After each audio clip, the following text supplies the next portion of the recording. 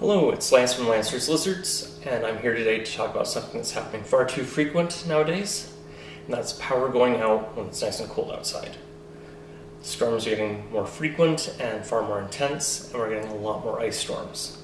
When the power goes out, do not panic. If you aren't lucky enough to have prepared ahead of time for things like a fireplace or generators, these are some simple tips to keep your animals alive. Now, most reptiles can survive a few days, 50 degrees Fahrenheit, 10 degrees Celsius. So, you don't need to panic. But I'm going to tell you, stop feeding them. If there is any food, take it out. Mammals, we're lucky we eat to stay warm. That's why we're warm-blooded. Reptiles are a lot more efficient, so when they eat, they don't generate body heat from it, but they need heat in order to digest it. So if they have a full stomach, it's a lot harder for them to digest things, and it's going to cause them pain, possible illness with rotting food inside them. The next thing, if they're cold, we don't want them wet. So if you have nice big water jugs, like I do in most of my cages, get rid of them. They're downgraded to little water bowls that they can just drink out of. They don't want to get sopping wet, just enough to drink and survive. Obviously, if you have amphibians, that's another story. They have to stay moist, but for reptiles, your snakes, your lizards, turtles, let's try and keep them dry. So most people will have a barbecue or a car, and hopefully you've filled up ahead of time. So on your car, you can heat up some water bottles. If not, simply go to your barbecue, put water in a pan, boil it or heat it quite hot, then you can pour it back into water bottles and put them in the cages.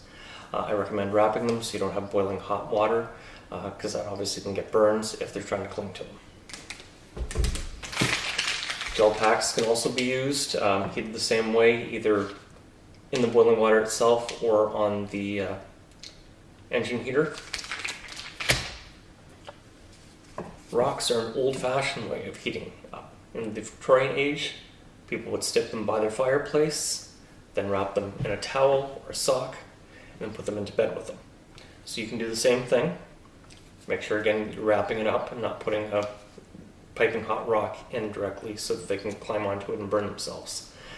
Now, some rocks have moisture in them, so what you want to do is for roughly an hour, roll the rock over and over again, turning it so it's getting warm. Temperature should hit about 130 degrees Fahrenheit. That'll keep any water inside from boiling and causing a crack or explosion with the rock, but that should make the rock radiate heat for hours afterwards. Finally, stock up on these little hand and foot warmers. You can buy them at the dollar store, pharmacies, corner stores, home hardwares, even survival stores will often have them. I have a huge drawer just stuffed with these downstairs. Now, the other thing, you need to make sure that you have money ahead of time. If you know the storm is coming, that you filled up on gas. Because if you try and go to the store to buy supplies, odds are the store is going to be without power, or if they do have power, there's going to be very limited access because debit machines, credit card centers, they might not have power. So if you can really plan ahead, you can get a generator.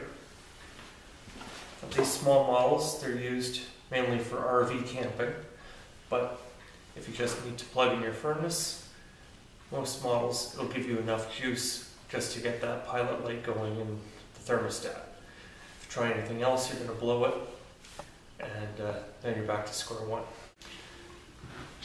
So you can buy some really high-powered generators. These things usually have lots of plug options, so you can do multiple lights, refrigerators, TVs, etc. Again, depending on how big your generator you go, how much you can have plugged in at once.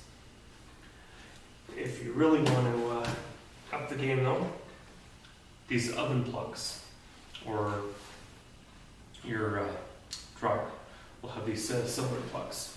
You can get an outlet set up. See, we're outside in our garage. This way, these things can run, they can generate all the pollution they want. They're not dumping carbon monoxide in your house. Never, ever have a generator, a barbecue, a propane heater inside your home. Dozens of people die every year trying to keep themselves warm by running those things directly in their house. Run them outside your front porch, use extension cords to go in.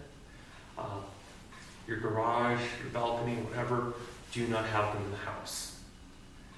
Even if it doesn't smell that bad, the carbon monoxide, the deadly part, that's what doesn't smell. So either use extension cords or get an outlet if you're really far in advance, right in your garage. You can plug it in and the power is now in your home.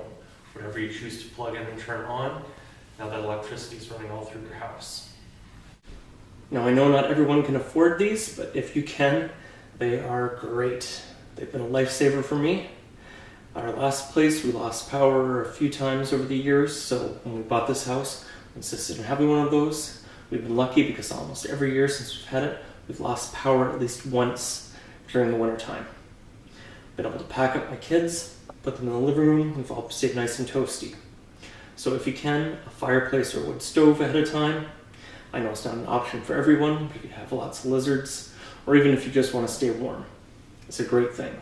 Because that way, if power is going to be out in a bad storm and it's going to be out for days, you have a way of staying warm.